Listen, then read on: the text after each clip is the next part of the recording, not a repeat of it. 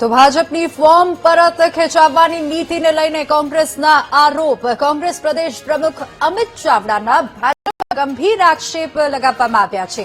ભાજપ ઉમેદવારોને તોડવાના પ્રયાસ કરી રહ્યું છે. અમિત ચાવડાએ જણાવ્યું છે પોલીસ અને પ્રશાસન પણ ભાજપના ઇશારે ચાલતા હોવાનો તેઓએ દાવો કર્યો છે. ઉમેદવારોને ધમકાવીને મનોબળ તોડવાના પ્રયાસ થતા હોવાનો અમિત ચાવડાએ આરોપ લગાવ્યો.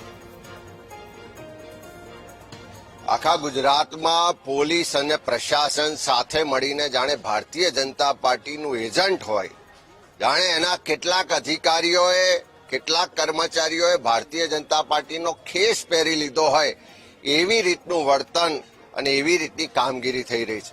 અનેક જગ્યાએ પોલીસના અધિકારીઓ એસઓજીના હોય, એલસીબીના હોય, કોંગ્રેસના ઉમેદવારોને ઘરે જાય છે, એને ડરાવે ધમકાવે છે. અનેક જગ્યાએ પોલીસના અધિકારીઓ કોંગ્રેસની ઓફિસમાં જઈ અને જબરજસ્તી યાદી આપો એવી માંગણી કરે છે. કાર્યકરોને ડરાવવા દબાવવામાં આવે છે.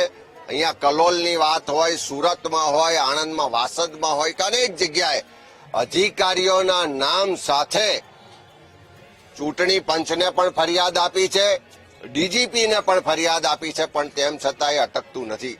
અનેક જગ્યાએ ઉમેદવારોને 25 લાખ 30 લાખ રૂપિયા આપીને ખરીદવાનો પણ પ્રયત્ન થાય છે, ડરાવવા દબાવવામાં આવે છે.